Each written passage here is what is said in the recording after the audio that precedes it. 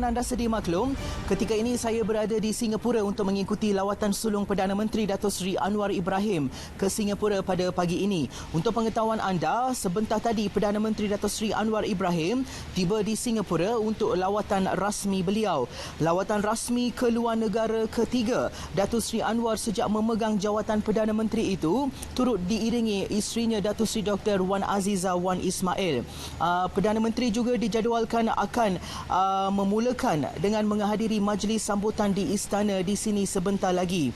Di majlis itu, Datuk Seri Anwar akan memeriksa kawalan kehormat dan seterusnya menandatangani buku pelawat. Saudara, sejenis bunga orkid hybrid baharu akan dinamakan sempena namanya sebagai penghormatan kepada Perdana Menteri Datuk Seri Anwar Ibrahim. Kira-kira pada pukul 11.20 pagi sebentar lagi, Datuk Seri Anwar akan membuat kunjungan hormat ke atas Presiden Singapura Halimah Yaakob. Beliau juga dijadualkan akan menghadiri perjumpaan empat mata kira-kira setengah jam dengan Perdana Menteri Singapura Lee Hsien Loong. Dalam pertemuan tersebut, kedua-dua pemimpin akan menilai kemajuan kerjasama yang sedang berjalan di samping mengukuhkan lagi hubungan yang akan memberi manfaat kepada rakyat kedua-dua negara. Pada tengah hari pula, kedua-dua Perdana Menteri juga akan menyaksikan majlis menandatangani memorandum persefahaman MOU untuk mempromosikan kerjasama dalam data, keselamatan cyber dan ekonomi digital serta dua kerangka kerjasama dalam ekonomi digital dan ekonomi hijau. Selepas selesai MOU berkenaan, Perdana Menteri Lee akan menjadi tuan rumah bagi jamuan bersama Perdana Menteri Datuk Seri Anwar Ibrahim.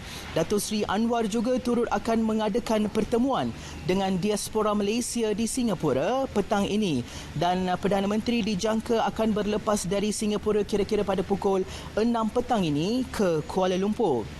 Saudara, pengalaman luas Perdana Menteri Datuk Seri Anwar Ibrahim mampu mentadbir kerajaan perpaduan untuk meningkatkan martabat Malaysia di peringkat dunia.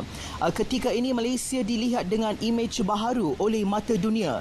Dengan latar belakang politik yang disegani, Datuk Seri Anwar berkeupayaan menjadi Perdana Menteri yang akan meletakkan Malaysia sebagai negara tersohor dan dihormati.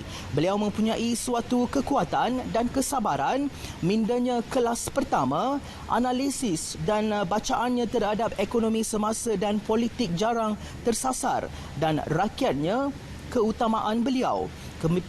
Kepimpinan beliau boleh dijadikan panduan untuk negara bergerak mendahului negara Asia dalam kemajuan ekonomi.